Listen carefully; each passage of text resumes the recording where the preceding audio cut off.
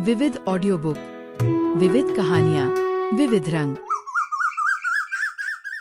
नमस्कार, हमारे YouTube channel में आपका स्वागत है। चलिए शुरू करते हैं।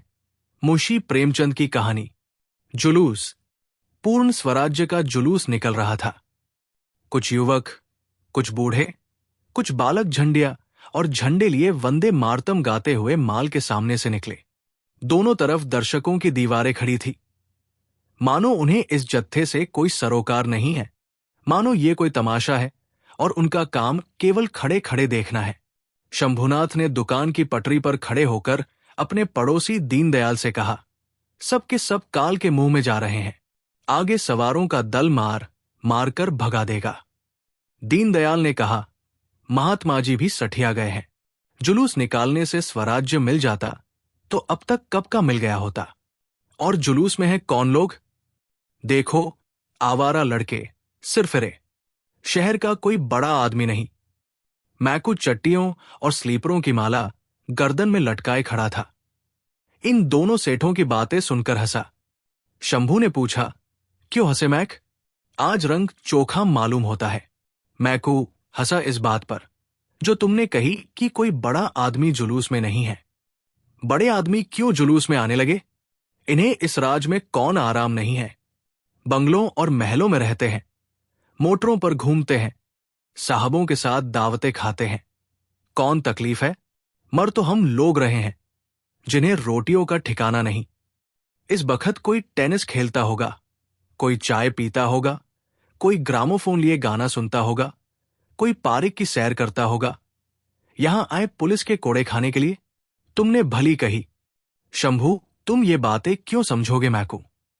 जिस काम में 4 बड़े आदमी अगुआ होते हैं, उसकी सरकार पर भी धाक बैठ जाती है। आवारा लड़कों की गौल भला हाकिमों की निगाह में क्यांचेगी?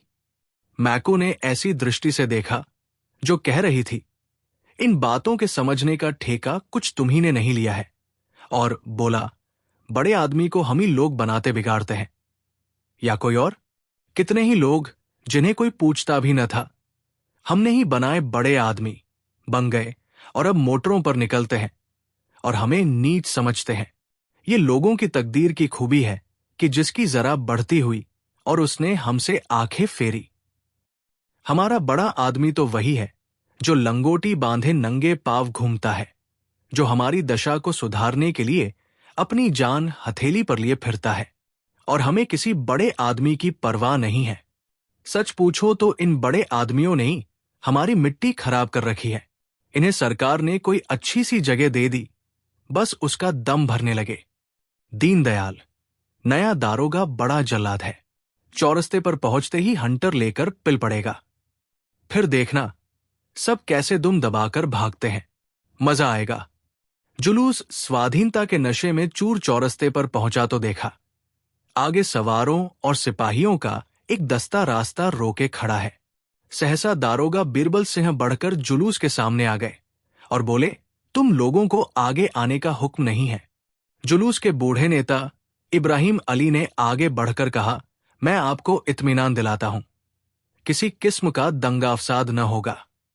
हम दुकान लूटने या मोटरें तोड़ने नहीं निकले हैं।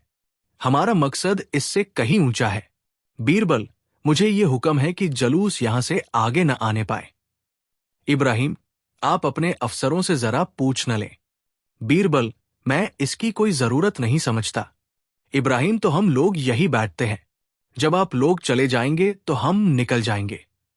बीरबल, यहां खड़े होने का भी हुक्म नहीं है, तुमको वापस जाना पड़ेगा। इब्राहिम ने गंभीर भाव से कहा, वापस तो हम न जाएंगे। आपको या किसी को भी हमें रोकने का कोई हक नहीं है। आप अपने सवारों, संगीनों और बंदूकों के जोर से हमें रोकना चाहते हैं। रोक लीजिए, मगर आप हमें लौटा नहीं सकते।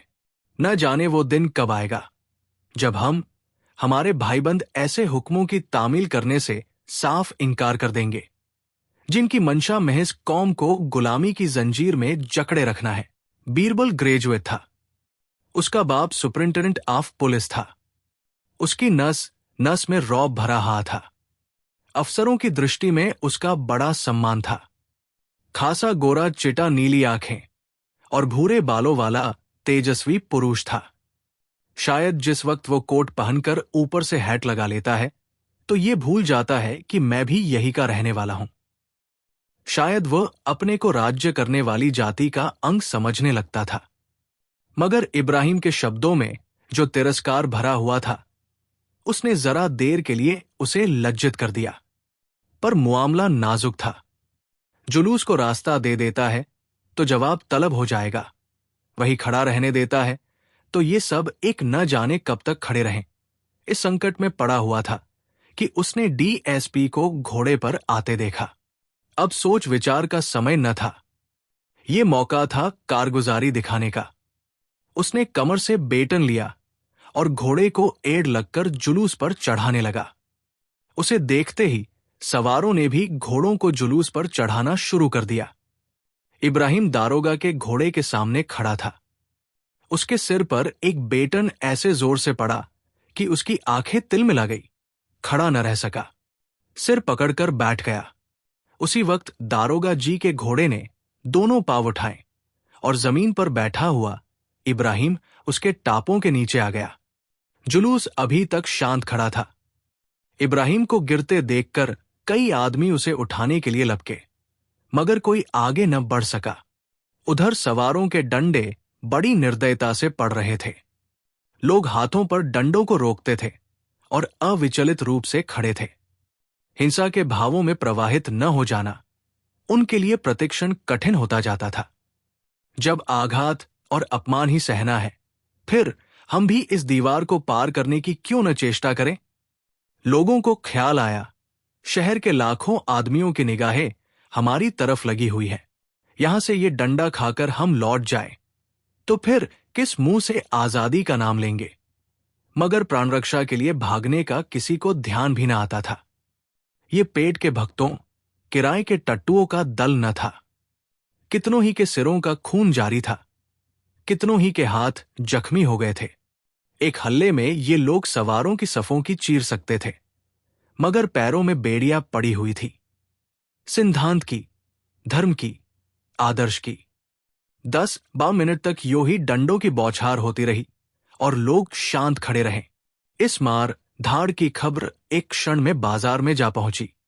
इब्राहिम घोड़े से कुचल गए, कई आदमी जख्मी हो गए, कई के हाथ टूट गए, मगर न वे लोग पीछे फिरते हैं और न पुलिस उन्हें आगे जाने देती है।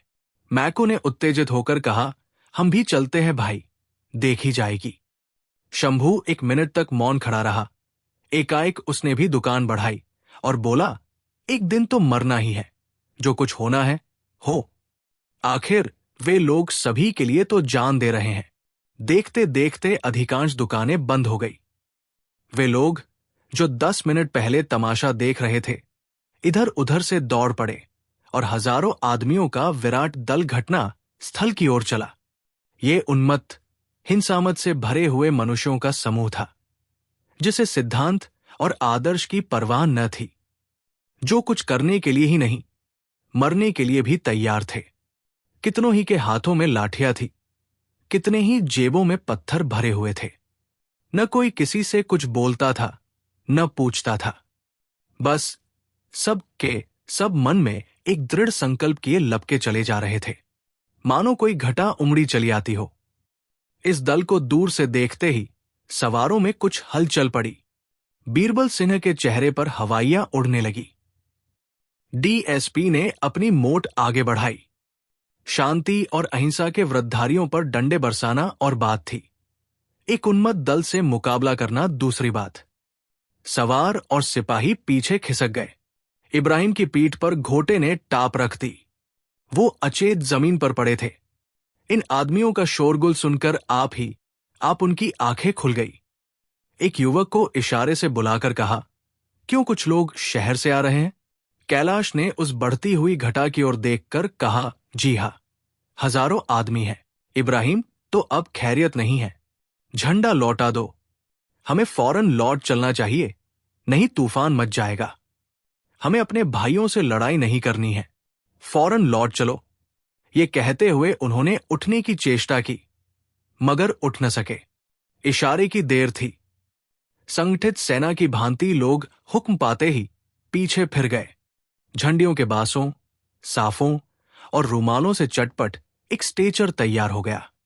इब्राहिम को लोगों ने उस पर लिटा दिया और पीछे फिरे। मगर क्या वो परास्त हो गए थे? अगर कुछ लोगों को उन्हें परास्त मानने में ही संतोष हो तो हो, लेकिन वास्तव में उन्होंने एक युगांतरकारी विजय प्राप्त की थी। वे जानते थे हमारा संघर्ष अपने ही भाइयों से है, जिनके हित परिस्थितियों के कारण हमारे हितों से भिन्न है।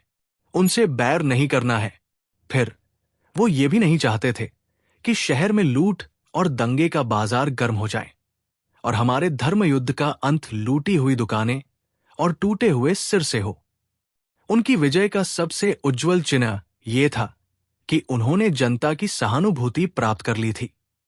वही लोग जो पहले उन पर हंसते थे, उनका धैर्य और साहस देखकर उनकी सहायता के लिए निकल पड़े थे। मनोवृत्ति का ये परिवर्तन ही हमारी असली विजय है। हमें किसी से लड़ाई करने की जरूरत नहीं। हमारा उद्देश्य केवल जनता की सहानुभूति प्राप्त करना है, उनकी मनोवृत्तियों को बदल देना है। जिस दिन हम इस लक्ष्य पर पहुंच जाएंगे, उसी दिन स्वराज्य सूर्य उदय होगा। 3 दिन गुजर गए थे। बीरबल सिंह अपने कमरे में बैठे चाय पी रहे थे और उनकी पत्नी मिटून बाई शिशु को गोद में लिए सामने खड़ी थी। बीरबल सिंह ने कहा, मैं क्या करता उस वक्त? पीछे डीएसपी खड़ा था। अगर उन्हें रास्ता दे देता तो अपनी जान मुसीबत में फंसती। मिट्ठन बाई ने सिर हिलाकर कहा, तुम कम से कम इतना तो कर ही सकते थे कि उन पर डंडे न चलाने देते। तुम्हारा काम आदमियों पर डंडे चलाना है। तुम ज्यादा से ज्यादा उन्हें रोक सकते थे। कल को तुम्हें अपराधियों को बेंत लगाने का काम दिया जाए तो शायद तुम्हें बड़ा आनंद आएगा। क्यों? बीरबल सिंह ने खिसियाकर कहा, तुम तो बात नहीं समझती हो। मिट्ठन बाई, मैं खूब समझती हूं। डीएसपी पीछे खड़ा था।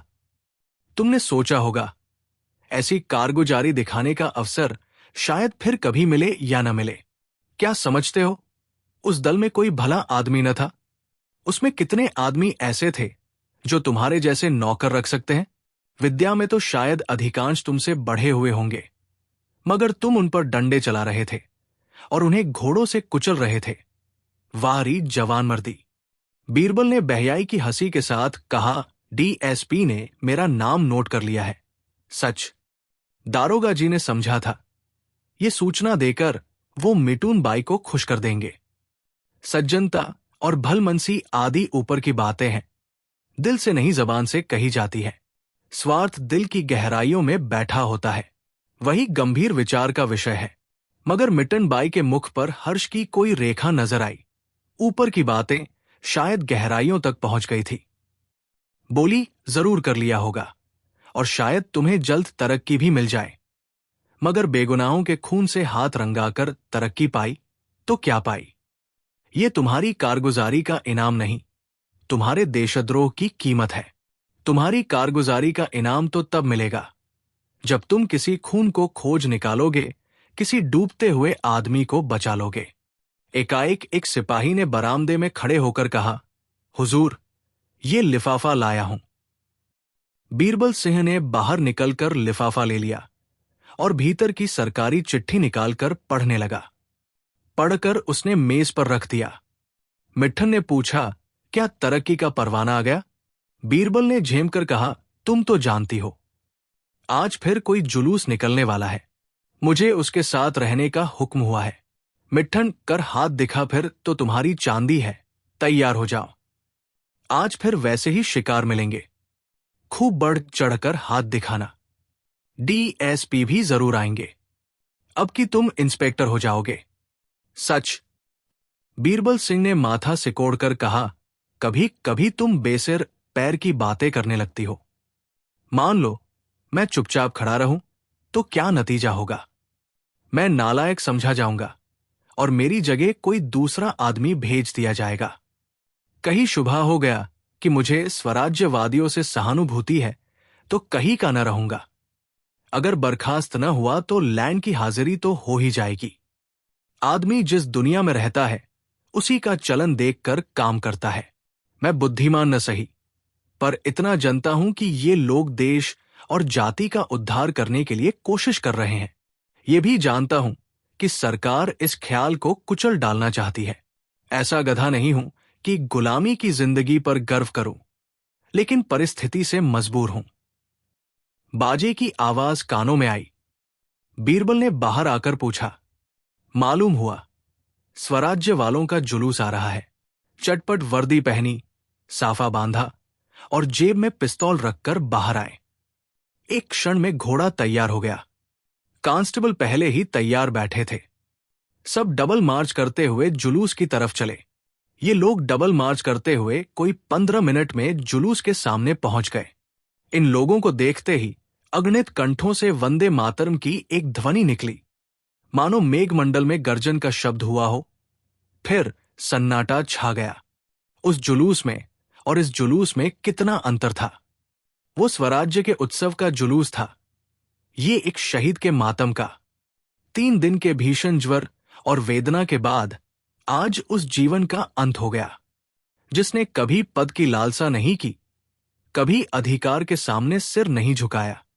उन्होंने मरते मरते वसीयत की थी कि मेरी लाश को गंगा में नहलाकर दफनाया जाए और मेरे मजार पर स्वराज्य का झंडा खड़ा किया जाए। उनके मरने के समाचार फैलते ही सारे शहर पर मातम का पर्दा सा पड़ गया। जो सुनता था एक बार इस तरह चौंक पड़ता था जैसे उसे गोली लग गई हो, और तुरंत उनके दर्शनों के लिए भागता था। सारे बाजार बंद हो गए। इक्कों और तांगों का कहीं पता न था, जैसे शहर लुट गया हो।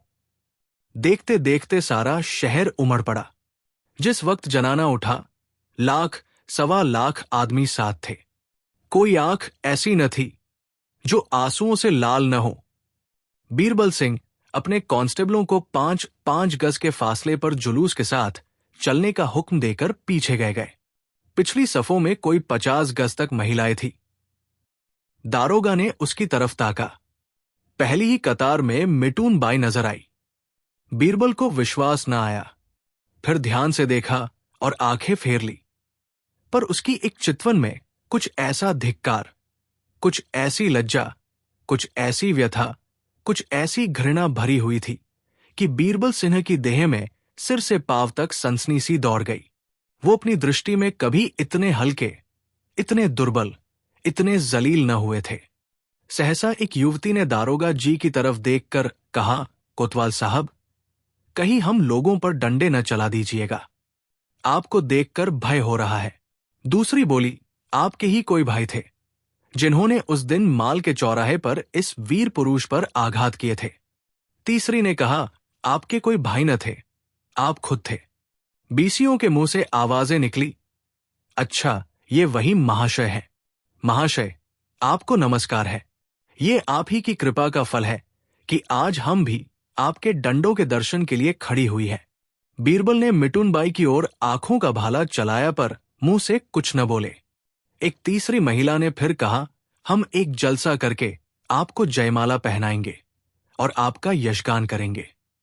चौथी ने कहा, आप बिल्कुल अंग्रेज मालूम होते हैं, जभी इतने गोरे हैं। एक बुढ़िया ने आंखें चढ़ाकर कहा, मेरी कोख में ऐसा बालक जन्मा होता तो उसकी गर्दन मरोड़ देती। एक युवती ने उनका तिरस्कार करके कहा, आप भी खूब कहती हैं। माताजी, कुत्ते तक तो नमक का हक अदा करते हैं, ये तो आदमी है। बुढ़िया ने झल्लाकर कहा, पेट के गुलाम। हाय पेट, हाय पेट। इस पर कई स्त्रियों ने बुढ़िया को आड़े हाथों लिया और वो बेचारी लज्जित होकर बोली, अरे, मैं कुछ कहती थोड़े ही हूं, मगर ऐसा आदमी भी क्या जो स्वार्थ के पीछे अंधा हो जाए। बीरबल सिंह अब और न सुन सके। घोड़ा बढ़ाकर जुलूस के कई गज पीछे चले गए। मर्द लज्जित करता है तो हमें क्रोध आता है, स्त्रियां लज्जित करती हैं तो ग्लानि उत्पन्न होती है। बीरबल सिंह की इस वक्त इतनी हिम्मत न थी कि फिर उन महिलाओं के सामने जाते। अपने अफसरों पर क्रोध आया। मुझी को बार बार क्यों इन कामों पर तैनात किया जाता है, और लोग भी तो है, उन्हें क्यों नहीं लाया जाता? क्या मैं सबसे गया बीता हूं? क्या मैं ही सबसे भावशून्य हूं? मिट्ठो इस वक्त मुझे दिल में कायर और नीच समझ रही होगी। शायद इस वक्त मुझे कोई मार डाले तो वो ज़बान भी न खोलेगी। शायद मन में प्रसन्न होगी कि अच्छा हुआ। अभी कोई जाकर साहब से कह दे कि बिरबल सिंह की स्त्री जुलूस में निकली थी तो कहीं का न रहूं। मिट्टो जानती है, समझती है, फिर भी निकल खड़ी हुई। मुझसे पूछा तक नहीं। कोई फिक्र नहीं है ना। जब ही ये बातें सोचती है, वहां सभी बेफिक्र हैं। कॉलेजों और स्कूलों के लड़के, मजदूर, पेशेवर, उन्हें क्या चिंता। मरण तो हम लोगों का है, जिनके बाल बच्चे हैं और मान मर्यादा का ध्यान है। सबकी सब मेरी तरफ कैसे घूर रही थी, मानो खा जाएंगी। जुलूस शहर की मुख्य सड़कों से गुजरता हुआ चला जा रहा था। दोनों ओर छतों पर, छज्जों पर, जंगलों पर, वृक्षों पर दर्शकों की दीवारें सी खड़ी थी। बीरबल सिन्हा को आज उनके चेहरे पर एक नई स्फूर्ति, एक नया उल्लास, एक नया गर्व झलकता हुआ मालूम होता था। स्फूर्ति थी वृद्धों के चेहरों पर, उत्साह युवकों और गर्व रमणियों के। ये स्वराज्य के पथ पर चलने का उल्लास था। अब उनकी यात्रा का लक्ष्य अज्ञात न था। पथ भ्रष्टों की भांति इधर उधर भटकना न था। दलितों की भांति सिर झुकाकर रोना न था। स्वाधीनता का सुनहला शिखर सुदूर आकाश में चमक रहा था। ऐसा जान पड़ता था, लोगों के बीच के नालों और जंगलों की परवाह नहीं है। सब उस सुनहले लक्ष्य पर पहुंचने के लिए उत्सुक हो रहे हैं। 11 बजते बजते जुलूस नदी के किनारे पर पहुंचा। जनाजा उतारा गया और लोग शव को गंगा स्नान कराने के लिए चले। उसके शीतल, शांत, पीले मस्तक पर लाठी की चोट साफ नजर आ रही थी। रक्त जमकर काला हो गया था। सिर के बड़े बड़े बाल खून जम जाने से किसी चित्रकार की तुलिका की भांति चिपक गए थे। कई हजार आदमी इस शहीद के अंतिम दर्शन के लिए मंडल बांधकर खड़े हो गए थे। बीरबल सिंह पीछे घोड़े पर सवार खड़े थे। लाठी की चोट उन्हें भी नजर आई। उनकी आत्मा ने जोर से धिक्कारा। वो शव की ओर न ताक सके। मुंह फेर लिया। जिस मनुष्य के दर्शनों के लिए, जिसके चरणों की रज मस्तक पर लगाने के लिए लाखों आदमी विकल हो रहे हैं, उसका मैंने इतना अपमान किया। उनकी आत्मा इस समय स्वीकार कर रही थी कि उस निर्दय प्रहार में कर्तव्य के भाव का लेश भी न था।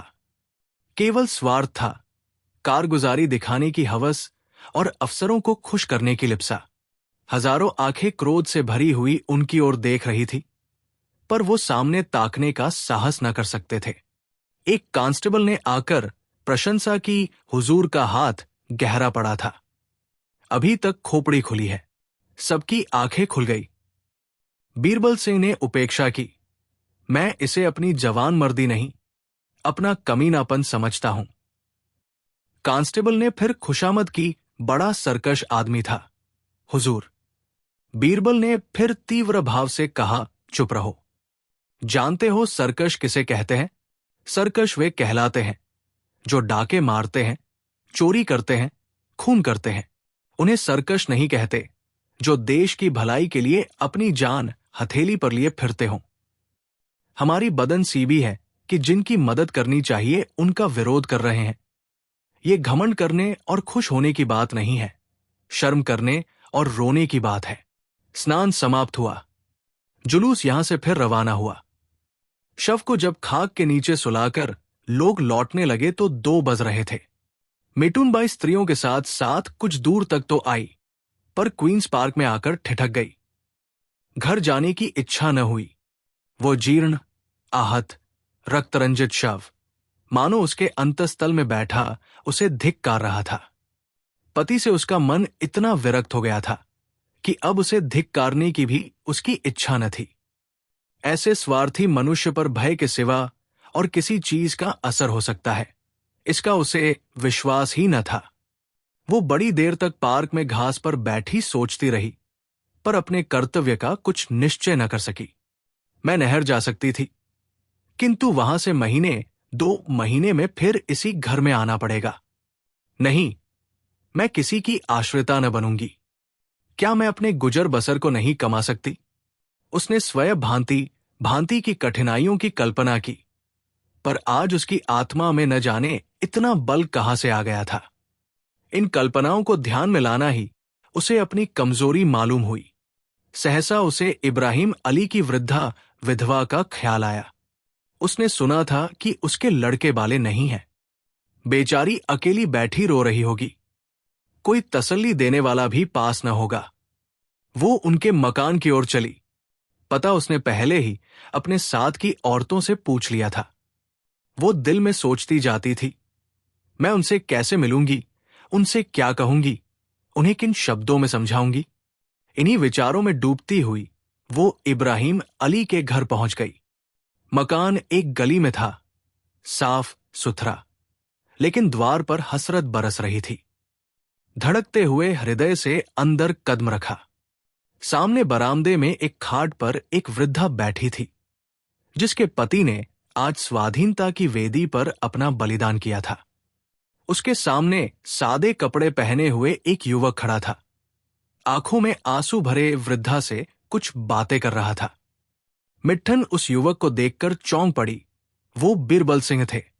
उसने क्रोधमय आश्चर्य से पूछा, तुम यहां कैसे आए? बीरबल सिंह ने कहा, उसी तरह जैसे तुम आई। अपने अपराध क्षमा कराने आया हूं। मिटून के गोर मुखड़े पर आज गर्व, उल्लास और प्रेम की जो उज्जवल विभूति नजर आई, वो अकथनीय थी। ऐसा जान पड़ा मानो उसके जन्म जन्मांतर के क्लेश मिट गए हैं। वो चिंता और माया के बंधनों से मुक्त हो गई है। अगर आपको ये कहानी पसंद आई हो तो लाइक और शेयर करें, और हमारे चैनल को सब्सक्राइब ना किया हो तो सब्सक्राइब कर लें।